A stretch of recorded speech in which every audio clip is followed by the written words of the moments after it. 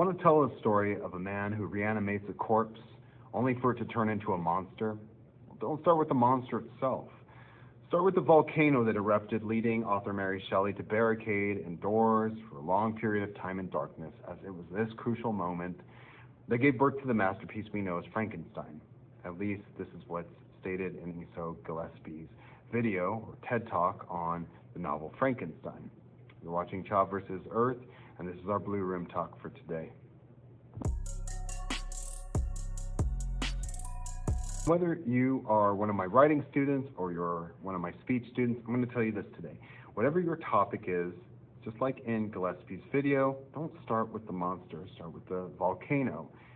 What I mean by this is, like in story writing, we say show, do not tell, and in our class we say find your bird, which is start with like an image of something, some kind of symbol that you can expand upon. Now, if you do not listen to podcasts, you need to start, because they do a lot of this in their introductions. And for the sake of our speech, if you don't know mythology, it's a good time to brush up on that, because it's a great way to get practice. I'm going to show you in 3 steps how to create an opening speech, and these are strategies you can start using today. Now, first, like we talked about, you're going to need an attention getter. In terms of what we talked about here, I want you to start with the volcano and not the monster. What I mean is start with something that your audience can visualize. The second step, I want you to connect with your audience and give them more context to the issue at hand. Here you're going to expand on why the issue is rife, and you're going to be setting up for your thesis statement.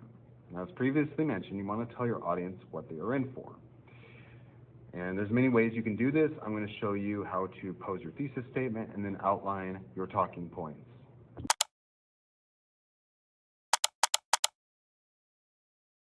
With those 3 steps in place, it might look like something like this. Now, here's my example. It all started with a flame that was hidden from mankind, and it ended with eternal punishment, being forever devoured by Zeus's vultures. Prometheus' choice to betray his own kind for the sake of passing on knowledge to man has always astounded me.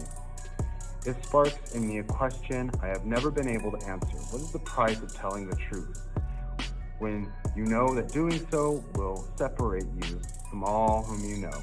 Today I stand before you to tell you, ladies and gentlemen, that there is a big price to pay for standing up for what is right, even when the majority will find you wrong.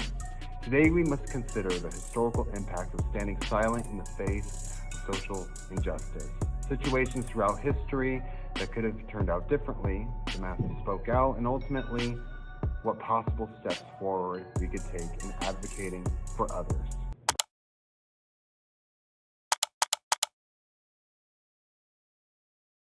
Now, 803, as I send you on your way, I want you to challenge yourself in using these steps and engaging your audience. Give your audience something that they can visualize, and then go from there. Thank you for watching. This is Chavarria signing out.